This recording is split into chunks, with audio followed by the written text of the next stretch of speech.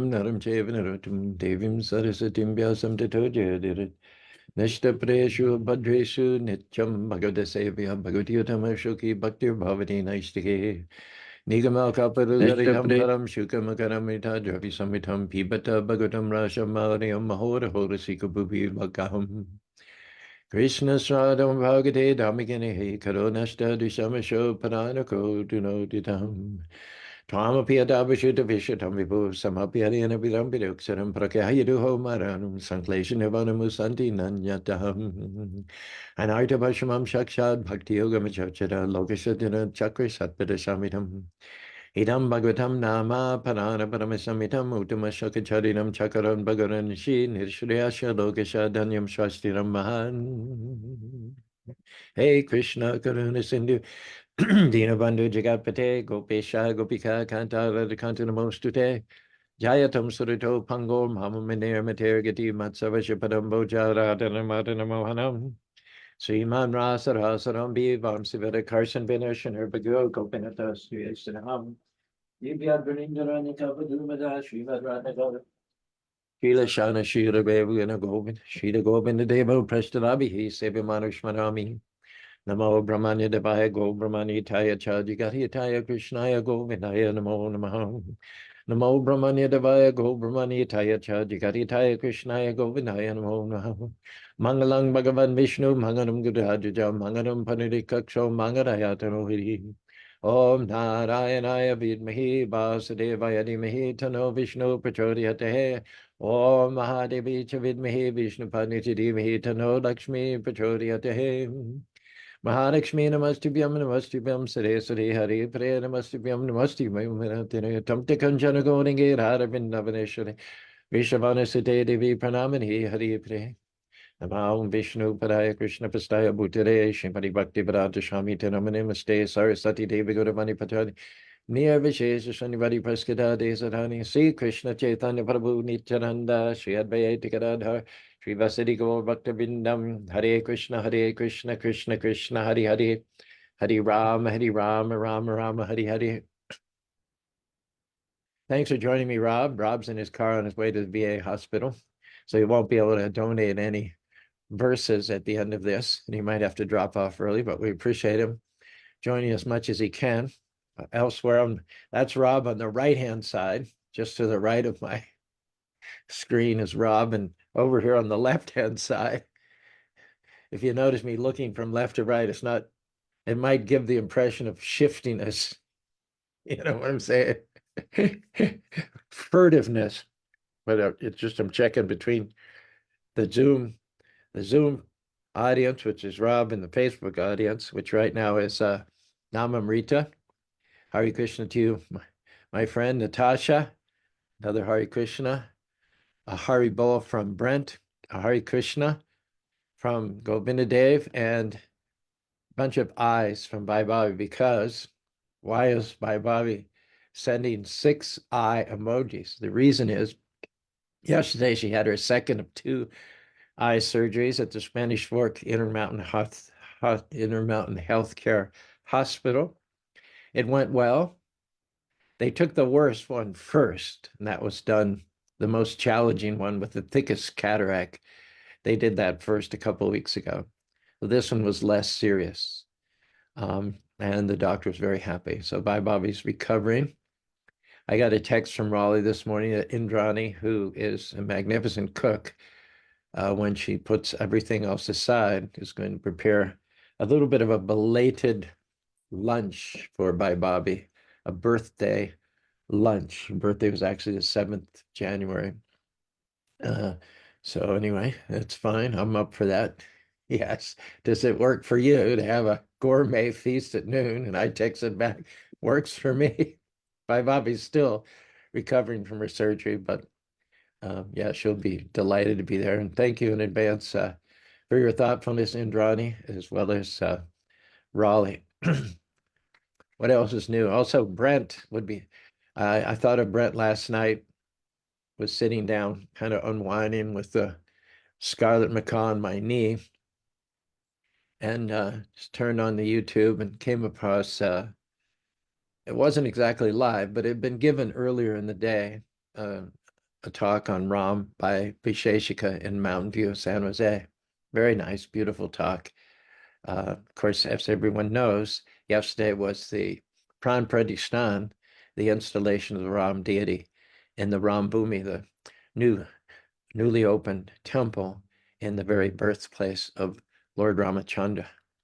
So I ended my day yesterday by having the nectarian words of Vaisheshika entering into the holes of my ears and satisfying my heart. As you may know, Brent is an aspiring disciple of Vaisheshika, is a highly, highly qualified Vaishnava, and also has been distributing books for over 40 years.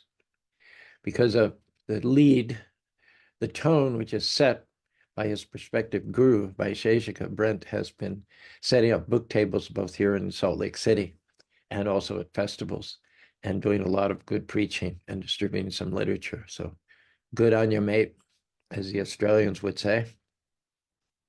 Okay, I helped out the poets in our audience. I gave you a good running start today with the title. The title today is When in Pain, Don't Blame. Take that as a seed that you can grow during the course of the session if you like. We won't have Rob's feedback because he's on the road, but anybody else that'd like to play with this theme, I think there's a lot of possibilities. We talked yesterday about how life can be a bunch of bottles. You know, in a bar fight, these guys take the bottles, these guys in the mode of ignorance. There's an insulting word said, or somebody's girlfriend is touched inappropriately, and then all of a sudden everybody grabs a bottle and you're hitting each other with bottles. Life is like it's like being in the middle of a bar fight. You don't there's bottles coming, but you're not sure exactly when, and you're not sure exactly what direction. There might be a respite, there might be a moment there in the midst of the melee where you're not getting hit, where you're the one doing all the hitting and you're not getting hit, but that's short-lived because sooner or later you'll have blind spots and your opponents will come up on those blind spots, and quite unexpectedly they'll hit you overhead with a bottle. Now the key is if the comparison is made between a bar fight and getting hit with bottles willy-nilly from all directions unexpectedly, then in life, the key to succeeding in all that is don't blame the bottle. If you're in a bar fight and you're like wasting all this time and energy blaming the bottles that are hitting you, and you're not seeing behind the bottle to the person that's wielding it, it's not so important to take down individual bottles. It's more important to take down the person who's picking up bottles one after another and smashing on your head. Once that person is identified as the cause of your suffering, then you might be able to do something effective to eliminate your suffering. If you take down the bottle wielder, then you'll no longer be harassed by bottles. And so the vision of devotees is that they see everything as being a tool of Krishna. Things don't happen to us. Things happen for us. Even the worst things, even the most incomprehensible things, the things we can't understand, like why? What was the purpose behind exiling the Pandavas into the forest for 13 years? Why not just have them ascend to the throne without any challenges, without any setbacks? Well, it is said the Lord moves in mysterious ways, his wonders to perform. He plants his footstep on the sea and rides upon the storm. Deep and unfathomable minds of never failing skill, he treasures up his bright designs and works his never failing will. Ye fearful saints, fresh courage take. The clouds you so much dread are full with blessings, full with mercy, and will break in blessings on your head. Judge not the Lord by feeble sense, but trust him for his grace. Behind a frowning providence he hides a smiling face. His purposes will ripen fast, unfolding every hour. The bud may have a bitter taste, but sweet will be the flower. Lakshmi Nrsimha yesterday sent me a very appropriate quote. It was a quote from Bhaktisiddhanta, a critic, a longtime critic of Bhaktisiddhanta, passed away. And when news of this man's death reached him, his disciples expected Bhaktisiddhanta to be in a mildly celebratory mood. After all, the man had been a thorn in his side throughout all of Bhaktisiddhanta's life. Bhaktisiddhanta was very sad. His disciples asked him, "Why are you sad at the passing away of one of your greatest critics?" And Bhaktisiddhanta said, "He did a great job in pointing out my faults. He did a great job in spotlighting my faults." This is a Vaishnava. If you want to know who a Vaishnava is, it's someone who, when they're in pain, they don't blame. They take even their so-called enemies as their well-wishing friends. When Ambarish offended, when Durvasa offended Ambarish, a pure devotee of the Lord, Ambarish could be identified as a devotee by the same criterion I just mentioned. He didn't blame anybody for causing his pain. Let me recall some of the lines of the poetry. Ambarish was king of the 7 continents. He encouraged the occupants to chant the names of the Lord whom he adored. He swept the temple room floor with his hands. He performed all kinds of devotional chores. And with his sword, he kept the citizens free from discord. Once, Ambarish was geared up to end a year-long fast when Durvasa the sage appeared and demanded a full meal. Ambarish offered his dinner, but first the sage went to the river to deliver some prayers and quench his thirst.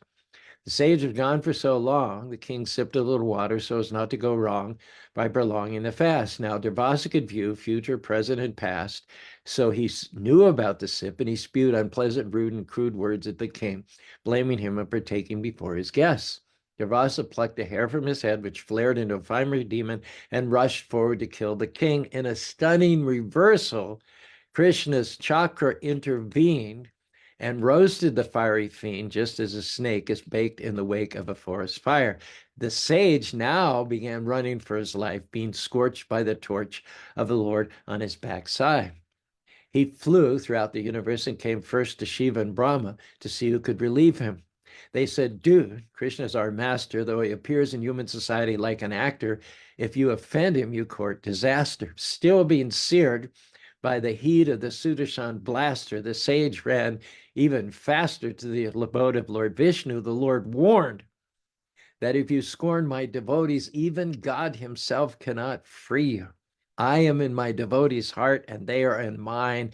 At no time are we ever apart. Though I'm the Lord of all creatures, I seek the dust from the feet of my devotees. If you want to be released from the heat of the chakra, you need to appease Ambarish, and only then will I be inclined to relieve the chakra from your behind. Having run for 1 full year, the sage came to a complete circle when he screeched to a halt at the feet of Ambarish. The king had been performing a vigil, blaming himself for the missile that had sizzled the sage. He greeted the sage's return with concern. The king was so humble that he blamed himself for all the trouble. Exactly then, the chakra backed off from tracking the sage, feeling relief from the heat. The sage beseeched the king for some boon. The king said, "I assume that with all your zooming around, you never got your lunch. Please sit down and let me serve you a nice brunch." The sage was amazed at the grace of the king. Though I tried to deprive him of life, he made no offense. He took no offense, and he wants to be my friend. Devotees of Krishna are non-envious, the most contented, the well-wishers, even of their enemies. Though I am the greatest of yogis and sages, today I was defeated and completed by the sweetness of a devotee. This story has all the elements that we're talking about. Oh, thank you for the little hearts there. I don't know who hit this emoji, but a few hearts went up there at the conclusion of that rhyming story, which contains the elements that we're talking about.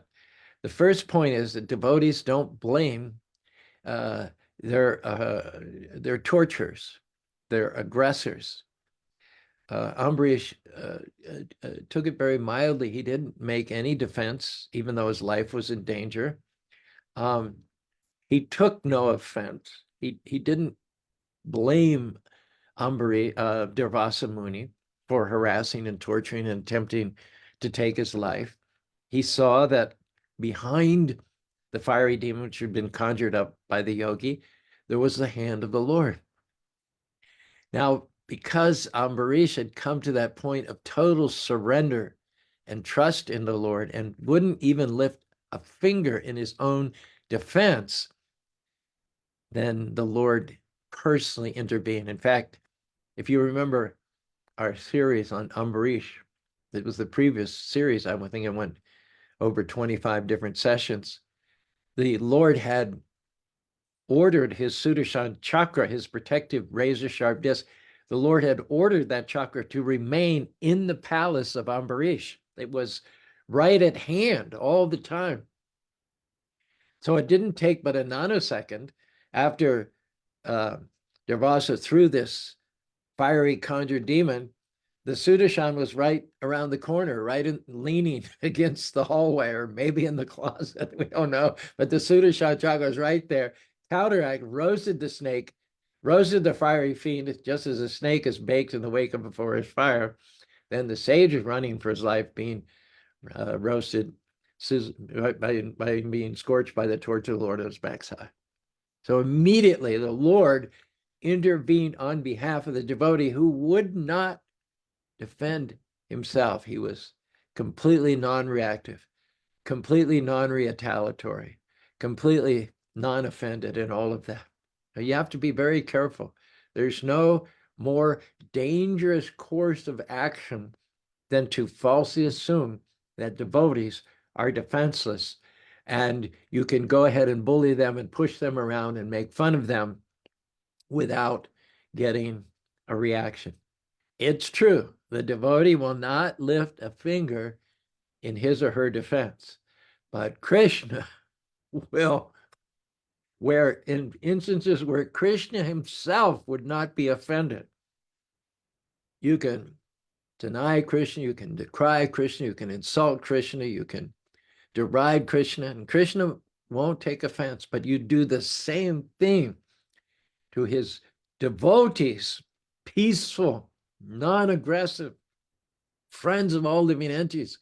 You do the same thing to the devotee that Krishna would let slide. Krishna will not let it slide. The offenses to devotees. These are described by Rupa Goswami, to Rupa Goswami, by Lord Chaitanya Mahaprabhu, offenses to devotees. If you think you can get away with offending devotees because they will not retaliate, if you think a devotee is a prime candidate to bully and to push your weight around, you're making the greatest mistake that you could possibly make, because this is called the mad elephant offense. Every credit in your bank balance is destroyed. Not just credits of bhakti, not just credits of devotion, but even your good fortune, even your good karma, which may have accrued from previous lives. Even if you are due, you have acted so piously for such a long period of time, you have literally a Fort Knox of karmic activity. You have a warehouse full of good results, which you are scheduled to enjoy throughout many, many future lives.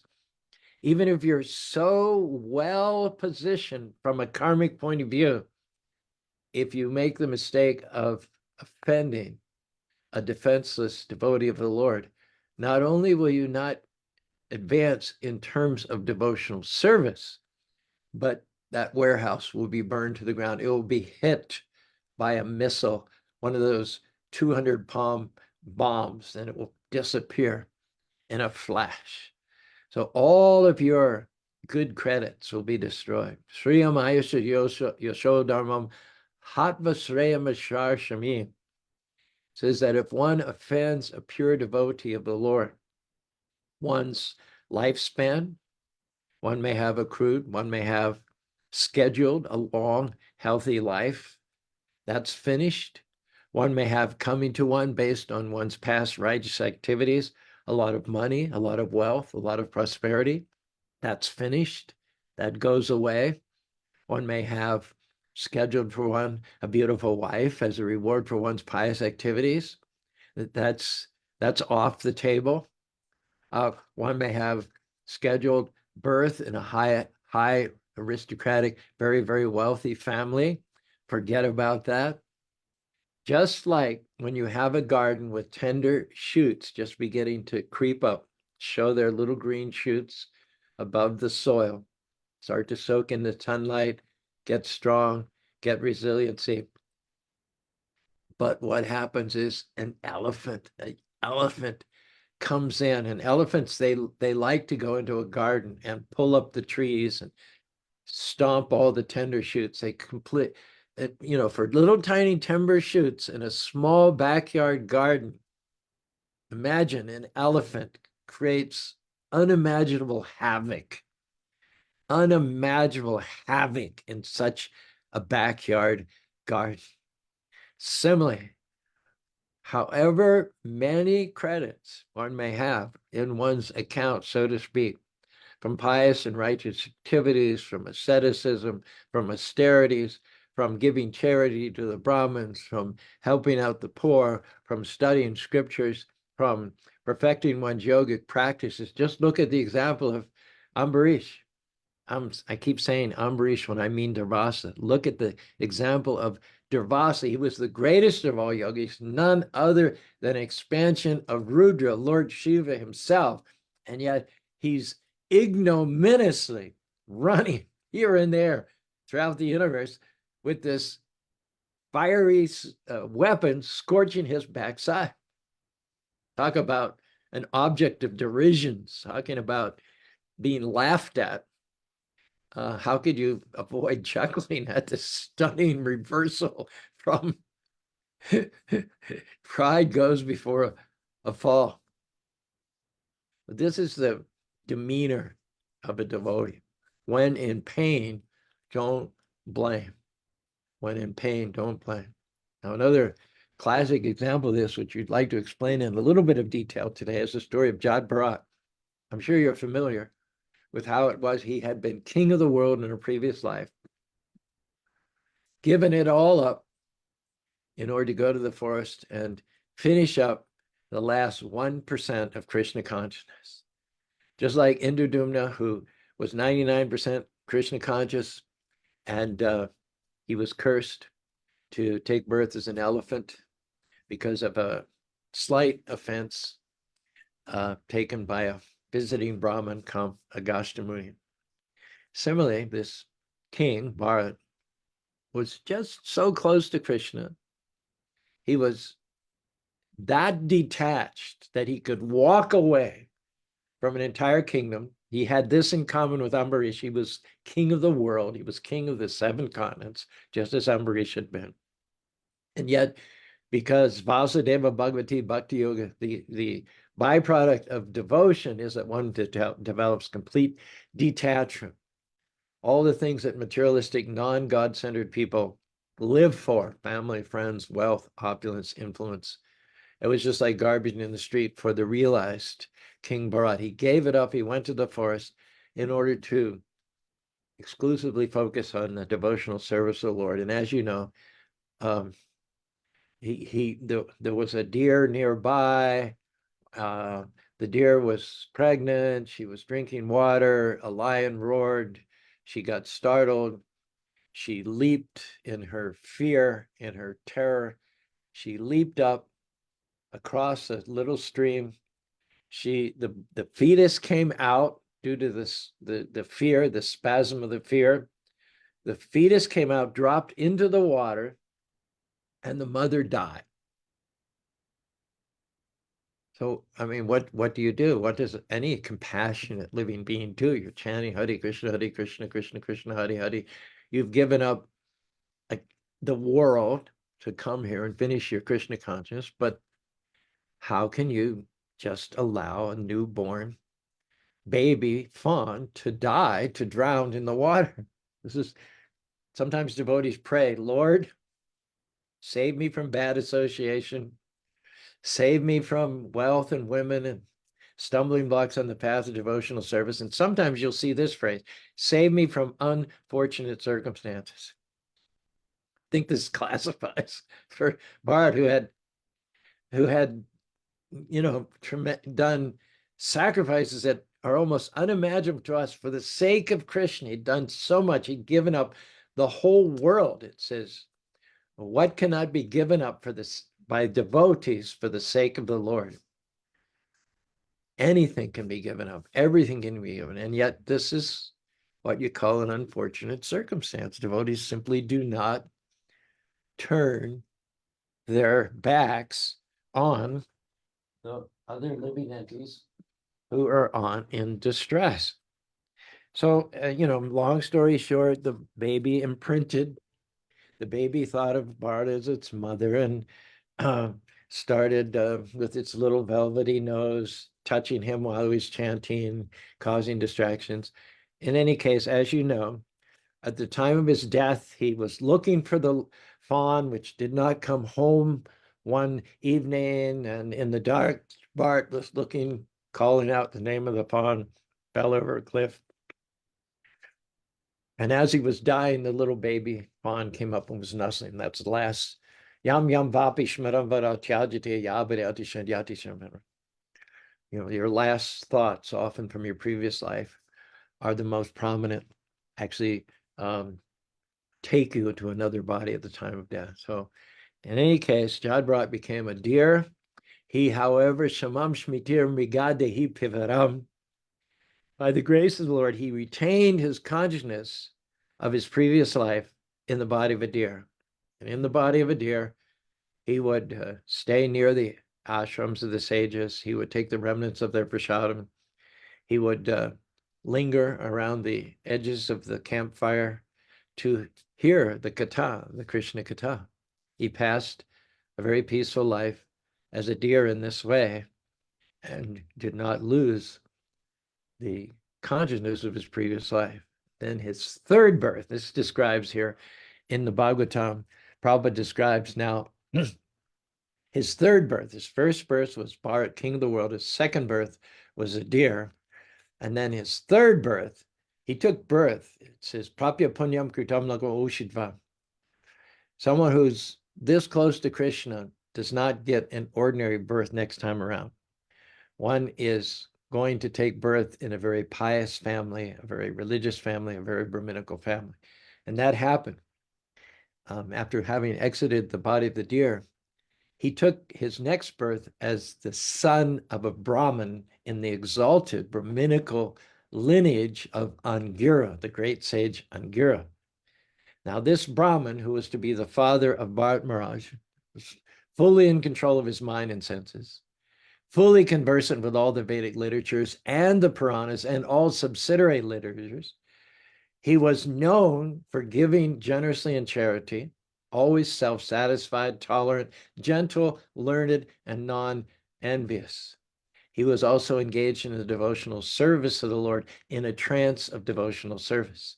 From his first wife, he had 9 equally qualified sons. They were well versed in the Vedic ritualistic performance ceremonies, in karma kanda, chanting mantras, and performing all kinds of auspicious activities. From his second life, this sage begot twins, a female and a male.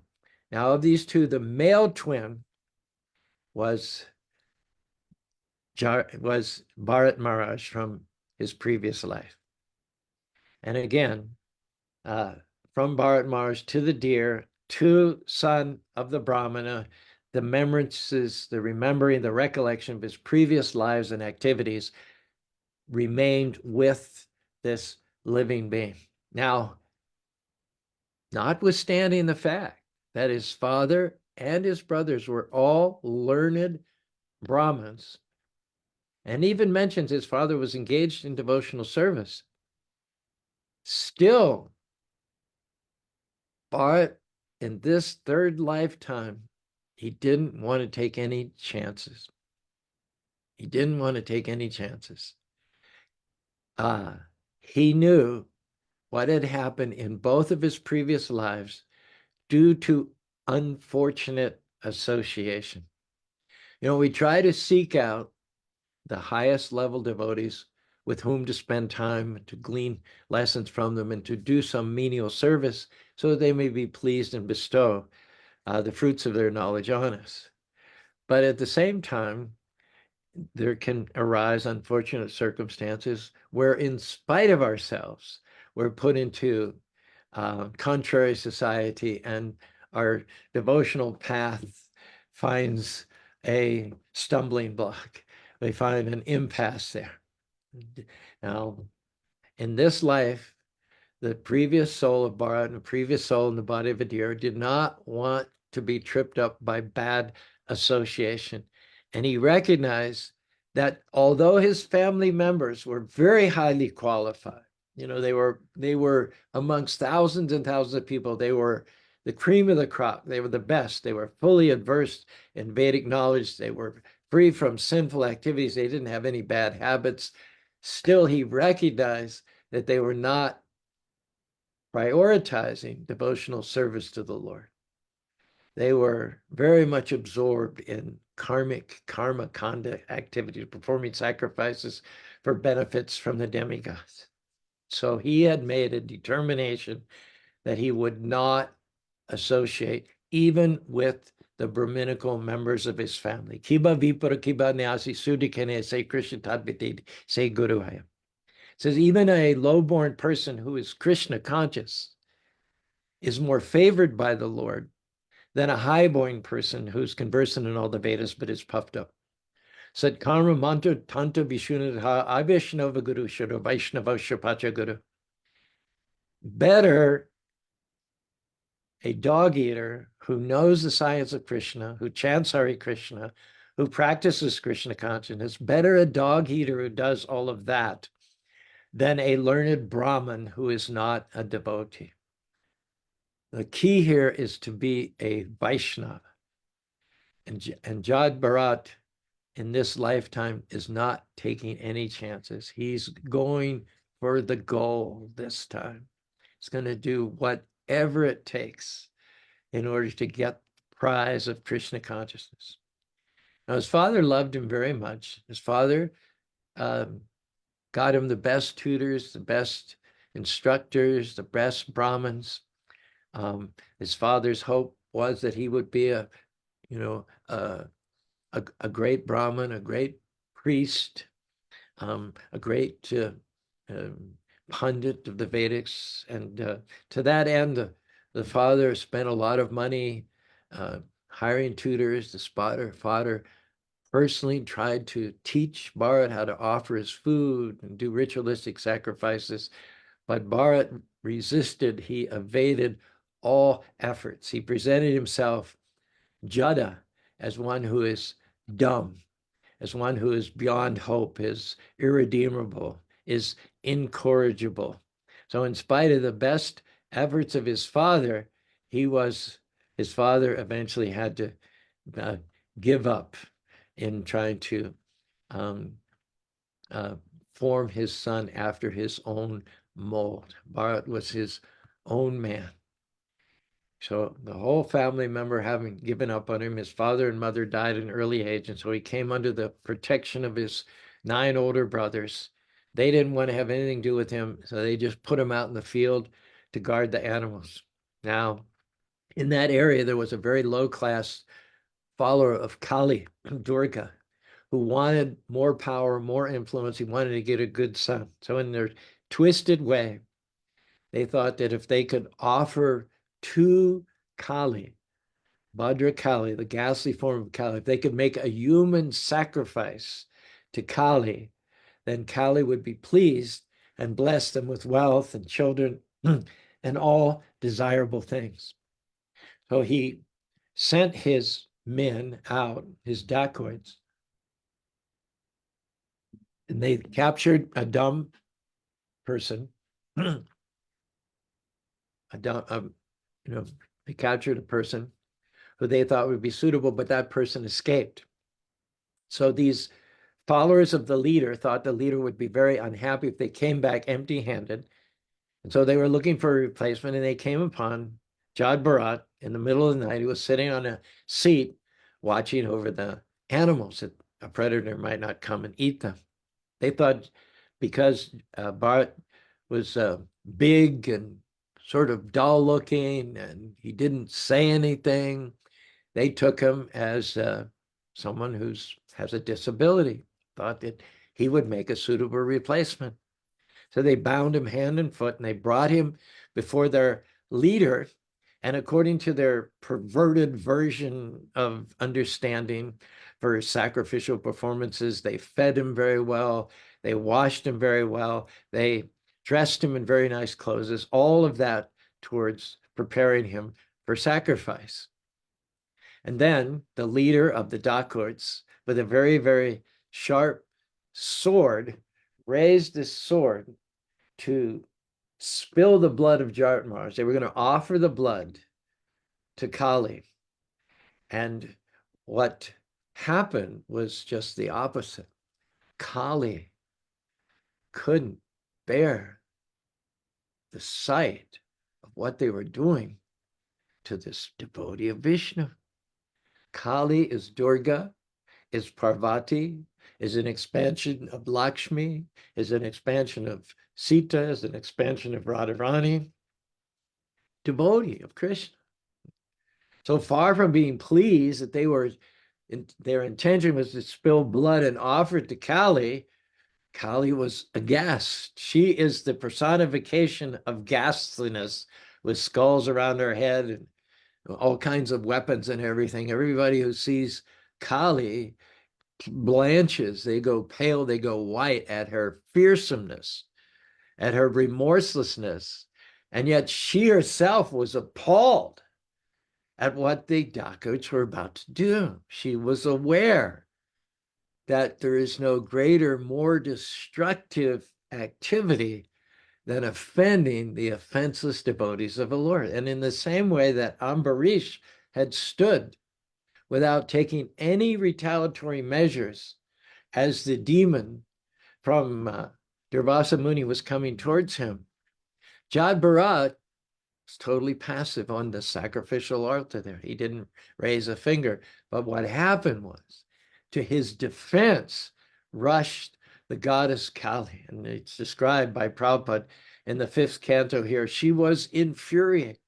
She was beside herself. Her eyes were flashing fire.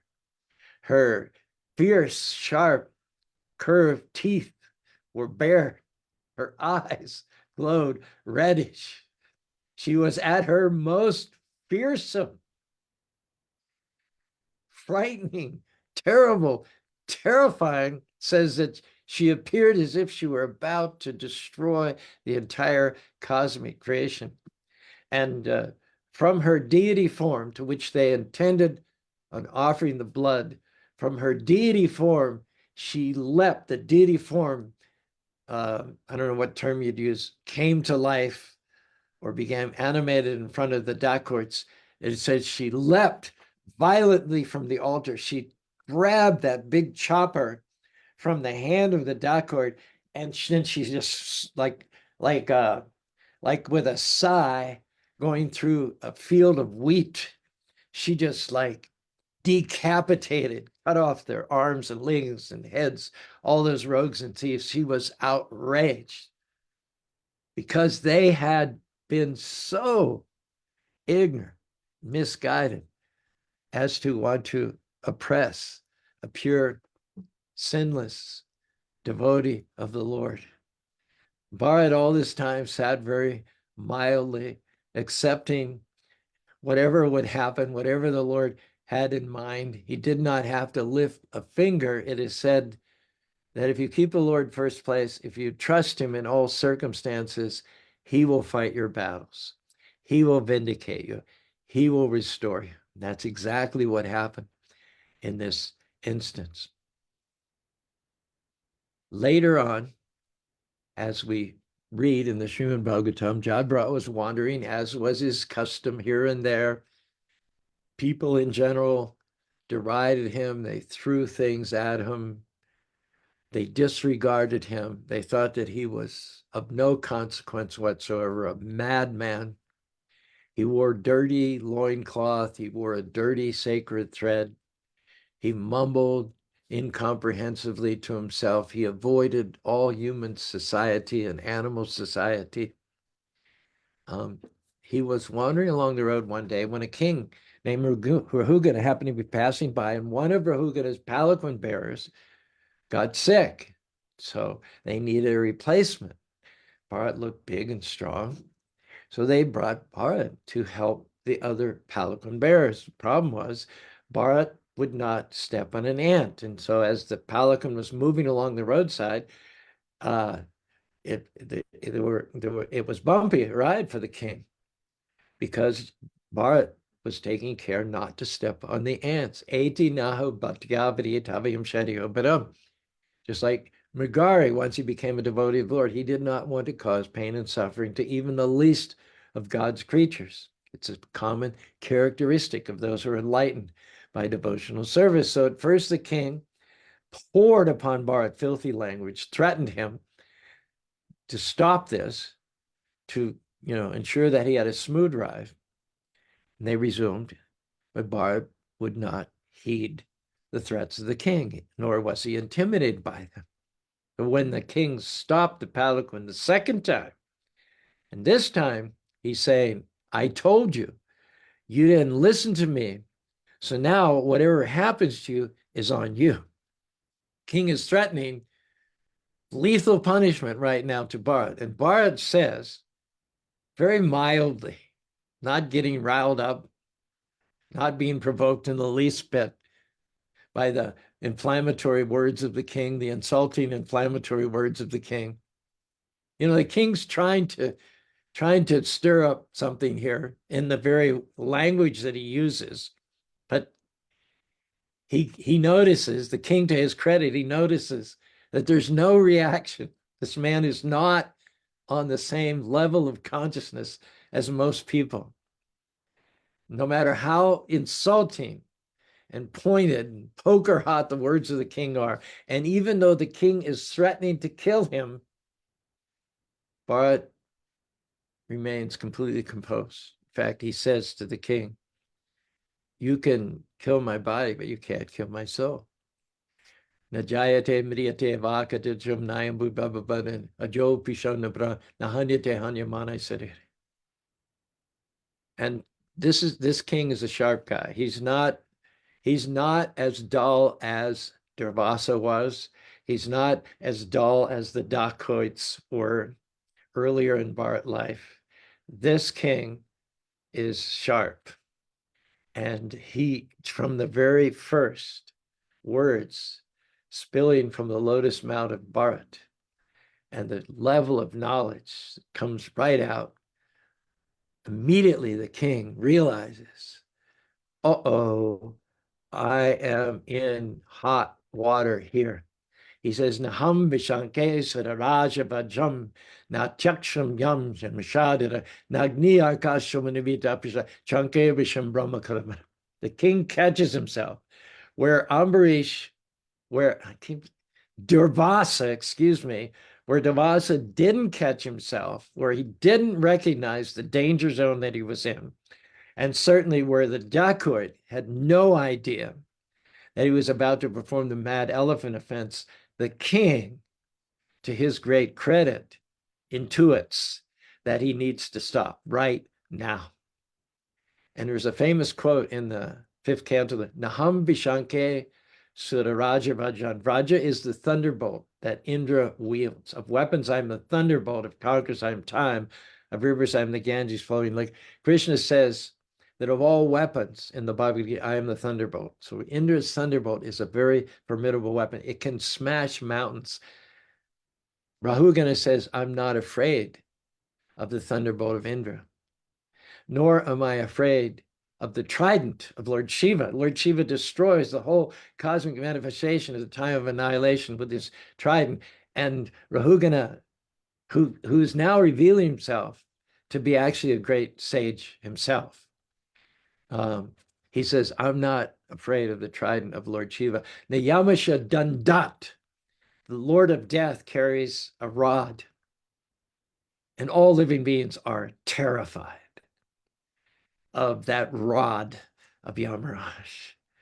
When that rod touches you on the shoulder, you drop. You leave family, friends, country, you leave bank balance, you leave your throne, you leave your car, you leave your house behind.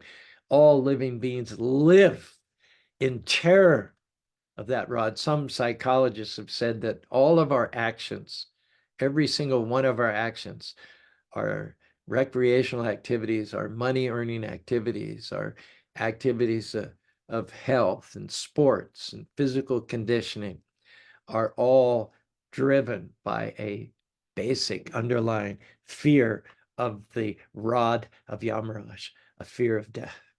So I'm not afraid of the thunderbolt of Indra. I'm not afraid of the rod of Yamaraj. I'm not afraid of the trident of Shiva. I'm not afraid of burning fire. I'm not afraid of scorching heat. I'm not afraid of the rays of the moon. I'm not afraid of the wind.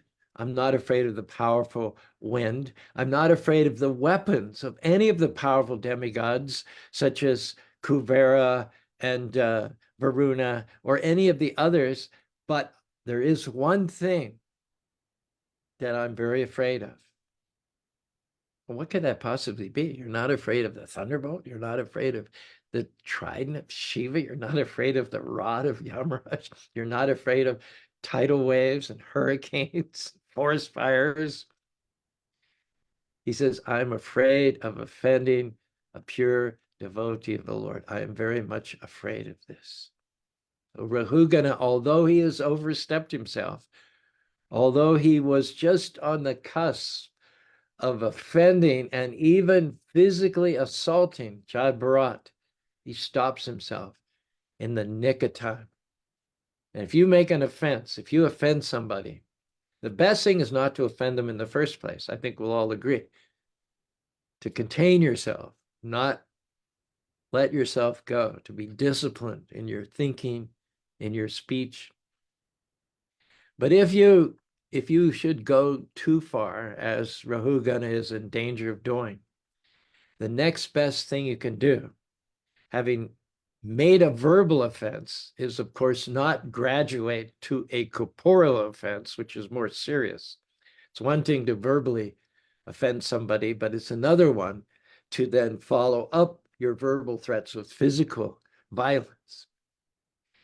So if you should make the mistake of verbally offending a saintly devotee of the Lord, then the next best thing is to immediately apologize. And that's what Rahugana does. He drops down before the feet of this apparent madman, takes the dust from his feet, and he says, I am so sorry. Please forgive me. Now, the good news is that while the Lord will not forgive you, the Lord will only forgive you after the devotee forgives you. That's why when Durvasa went to the Lord, he didn't get relief from his suffering. The Lord said, I'll only give you relief if my devotee agrees. You have to go to him first. So Rahugana nipped everything in the bud in a good way, saved himself from total disaster by asking right away, right off the bat, soon as Bharat said one or two sentences which showed he was full with transcendental knowledge and realization, Rahugana immediately went right to the feet of Jad Bharat and asked for his forgiveness, which of course the king, the sage, was not only totally willing to give, but after that, Rahugana became his disciple. And Jad Bharat made an exception in the case of the extraordinary. Rahugana and Jad Bharat took him as his disciple and spent time. He broke his vow of silence. He departed for the sake of his disciple. He departed from the appearance of a madman, and he instructed the king. Rahugana Tom Hipianvano Shah Sanyasta Dandabri Dakutacha Asajitat Marahe Yanashimarayatera. He told the king basically, don't waste your time as a king. It's a hole, it's a dark hole, it's an illusion. He says, give up all the symptoms, power, the throne, the garb, the horses, the chariots, the bodyguards, and just follow me. Follow my example. You can give up the whole world for the sake of Krishna consciousness. There's a saying that A family can give up a family member to save the family. A village can give up a family to save the village. A country can give up a village to save the country. And one can give up everything to save one's eternal soul. This was the instruction that Jadbharat gave to Rahuguna. Rahuguna made himself, his life perfect. Unlike the dacoit and unlike Durvasa Muni.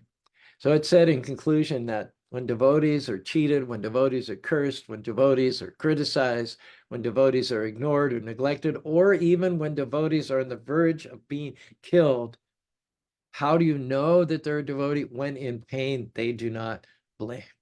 They do not retaliate because they see that their torture, their oppressor, is not the prime doer. He's but an instrument. And the Lord is using that person to test our faith, to increase our tolerance, to take our trust and our confidence to the next level. People in this world may give us pain. They may even threaten us physically. They may even attempt to take our lives, just as the crocodile harassed Gajendra and threatened him on all levels, physically, mentally, intellectually. But ultimately, Gajendra was able to revive his Krishna consciousness of his previous life, just as Jadbharat had done, just as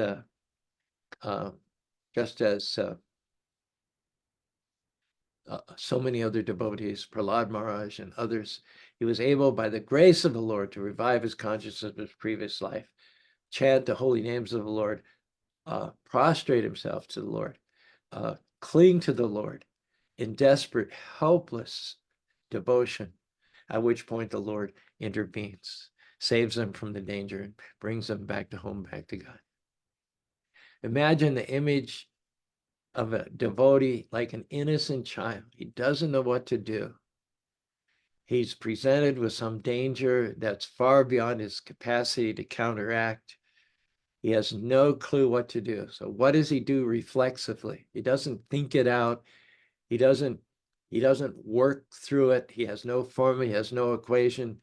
All he does is he finds the parent and grabs onto the leg of the parent and holds for everything he's worth. That's all he knows. Just grab onto the leg of the parent and don't let go. That's what Jadbharat was doing. Even though his father and his brothers were qualified, they were articulate, they were educated, they were well-versed in the Vedas, they were expert in performing sacrifices, Jadbharat had only one priority: find the lotus feet of the Lord, grab on and hold on for dear life. And after initial misunderstanding, that's the same thing that his future disciple, King Rahuguna, did. King Rahuguna thought that he was a big king, that he had bodyguards, that he had protection, that he had a big, important position, that he was successfully materially. But in a moment, he realized that all this counts for naught. In fact, not only do material opulences count for naught in terms of spiritual progress, they can often be a disqualification. They can often lead one to arrogance and pride, which in turn can bring one to offending a pure devotee of the Lord, which one wants to avoid at all costs. So I hope that some of these stories and some of these examples have been helpful and instructive for us this morning. I noticed that our poets have been particularly active. Out of the corner of my eye, I saw from very early on, we've got some great poetry here. Let's start at the bottom and work up. At the very bottom of our Facebook feed here, and Rob's already told us that he's not going to be able to contribute anything. He's on the road on the way to the VA hospital. So Brent says, despite the king's rant, a devotee can't even step on an ant. Yes. And above that, Brent has something a little more extensive. Brent says, don't veer because of a deer. Detach from material association with spiritual devotion. Jadbharat became a deer because of his last thought. The next time around, he didn't take a chance. Though externally dull and dumb, he attained Krishna's sidelong glance. Nice. And here's something from Priya Krishna, who's been a regular for the last 2 weeks. All living entity acts according to the body it gets. Karma decides what is the destination for the next body. Souls are all the same. Is it true? Yes. Yes. However, in the case of Ambarish and the case of Bharat, when they come to that point of not blaming, no matter how much pain they're in or how much provocation or how much they may be treated unfairly, they accept it all as the mercy of the Lord, then there's no karma for them. There's no karma. Karma affects only those who do not see the remote hand of the Lord behind everything. Karma is a principle, an active principle for those who are in ignorance of the remote hand of the Lord. And you can do all kinds of things to mitigate your karma, to reduce your karma, or to get good karma. But all of those are in the category of fruitive activities, and they will not help one in terms of devotional progress. Shukshma has something here, but I'm not sure how to access it. It's kind of a little balloon that I don't know how to unpack. While down the road of life you are winding, do not, and then, oh, she's replying to, anyway. Lakshmi Nrsinga says, I wrestle with this a lot. If I'm attacked out in the street, do I fight like a madman or fold my hands and call Lord Nrsingadev, or both? We have to realize we're talking about devotees who are on the highest level of realization. For them, life or death, this world, the next world, makes no difference because they're so fixed in devotional service. Nothing's going to derail them. Even if they're divested of this body violently, they're prepared to give up this body and to continue to prosecute Krishna consciousness in the next body. And so with being so solidly fixed in that consciousness, it really doesn't matter to them. It says, dhirastata namoyate. This body is just like a coat or a shirt. And so if someone attacks me and rips my shirt off my body, it might be mildly disturbing, but it doesn't have to ruin my whole day. This is the conscience of pure devotees. If you're not at that level, then I would suggest you take reasonable measures to defend yourself, and especially if there's a threat to your loved ones or those for whom your duty is to protect them. So that's what I can say on that subject. Good question. Looks like we have a poetic offering by Govinda Dev here. While down the road of life you're winding, do not succumb to petty fault finding, which is only a trap of material binding. So give up your judgments and free your mind to be ever unwinding, and bow down to the Lord whose beauty is blinding. That was great. While down the road of life you're winding, do not succumb to petty fault finding, which is only a trap of material binding. So give up your judgments and free your mind to be ever unwinding and bound down to the Lord whose beauty is blinding. Govinda Dev is a musician. He plays guitar.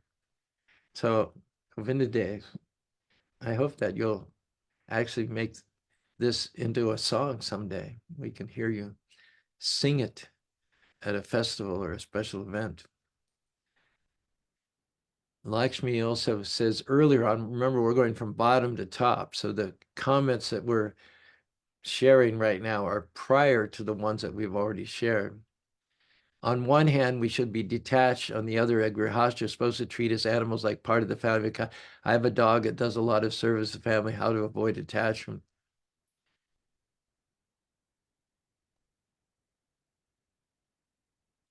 Well, if you can dovetail in the service of the Lord, that's the whole secret. Is we don't reject anything, but we accept everything for the service of the Lord. I think one of the problems with Bharat was he had no way of engaging in the service of the Lord, having already given up anything.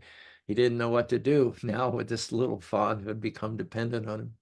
like I said, it's an unfortunate situation. And so, as we pray to the Lord for protection and for the ability to resist temptation and to make good decisions, you'll notice that many advanced devotees of the Lord put in this phrase, Lord, please protect me from unfortunate circumstances. Those are circumstances that in retrospect, even in retrospect, talk about the Monday morning quarterback, he's always right.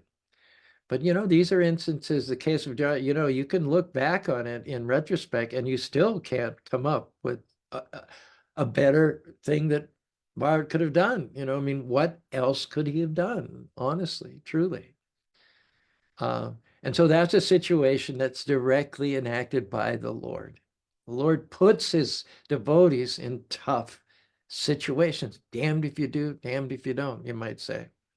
So that you can show the devotee what the devotee is made of, first and foremost, and the Lord can show his own power. And it often requires extraordinary circumstances in order to show God's extraordinary power. So here's Natasha, pain, a teacher in life's sacred dance, with Krishna's presence not left to chance. Embrace each hardship with a heart so tame. In Krishna's love, there's no room for blame. Beautiful. Pain, a teacher in life's sacred dance, with Krishna's presence not left to chance. Embrace each hardship with a heart so tame. In Krishna's love, there's no room for blame. I like the idea of the heart being tamed. One, I think it was Solomon in the Bible, a very wise man, said, the heart is deceitful beyond all things. So if you tame the heart, that's extraordinary. That's very rare because the heart is the most difficult thing to tame. Only those who are engaged in devotional service of the Lord achieve the taming of the heart. Another comment by Sukshan, but I can't open it. I don't know. It's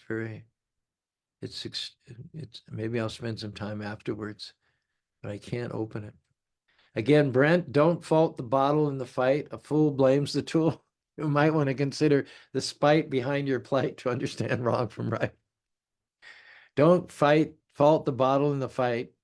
A fool blames the tool. You might want to consider the spite behind your plight to understand wrong from right. Nice. And a third one by Shukshma that I cannot exactly open right now, which is very strange. And now I've lost, I clicked on the link and now, okay, here we go.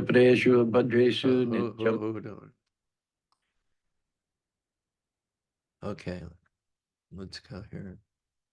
So one more by Natasha, and I think this will be it. And then I'll try to unpack Sushmas to share them with you next time because I can't do it right now for some reason. Natasha says, in the depths of distress, when pain does reign, recall Ambarish in his tranquil domain. Blame not the stars nor the earthly plane, for through Krishna's love, wisdom we gain. In the depths of distress, when pain does reign, recall Ambarish in his tranquil domain. Blame not the stars nor the earthly plane, for through Krishna's love, wisdom we gain. Beautiful.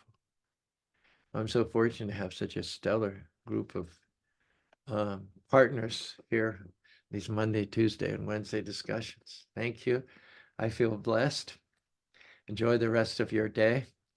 I know that, as I mentioned, Indrani's planning a belated birthday brunch for Vi at noon, and it's going to be amazing because that's what Indrani does in the kitchen. She does amazing. So if you can't be with us, I'll post some pictures on Facebook this afternoon in any case. This has been Transcendental Tuesday. Look forward to seeing you again this time tomorrow for Wisdom Wednesday. Hare Krishna, Hare Krishna, Krishna Krishna, Hare Hare, Hare Ram, Rama Rama.